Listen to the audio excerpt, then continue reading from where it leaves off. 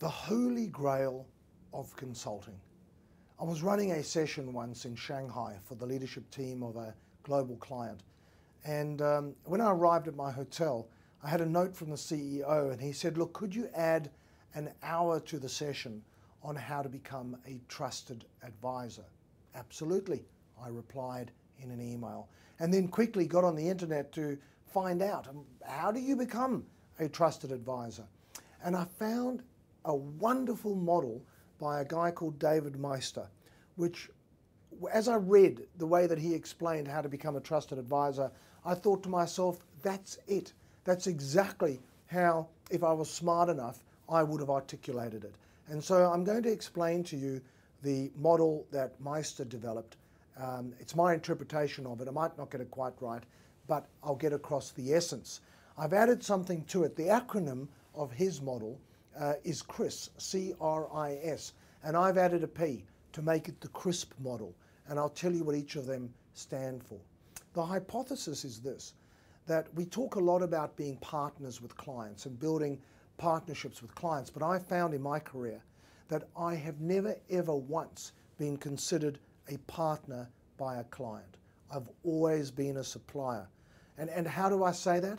Because I always have known that if I stuffed up twice in a row, maybe 3 times at the maximum, I'd be fired and replaced. And that is not partnership.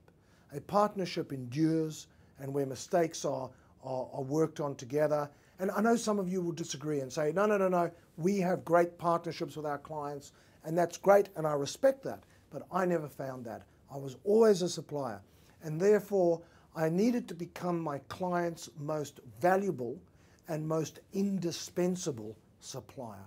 That's the strategy that I adopted. And to become a trusted advisor, if you get to that position, you will be the most valuable and most indispensable supplier that your client has. How do you do it? Here's the CRISP model with thanks to David Meister. To become a trusted advisor, firstly, we have to build credibility. The C stands for credibility. Have a brainstorm. How do you build credibility with your clients? Take one of your big clients. How do we rank in terms of credibility with that client today? It's not enough, though. To be a trusted advisor, you need credibility, but you need to add to that the R, and the R stands for reliability. To become a trusted advisor, you need credibility, but you also need perceptions with your client as being absolutely reliable. How do you build those perceptions around reliability? Brainstorm it. Come up with the ways that you do it. Credibility and reliability, not enough. To become a trusted advisor, you need the I.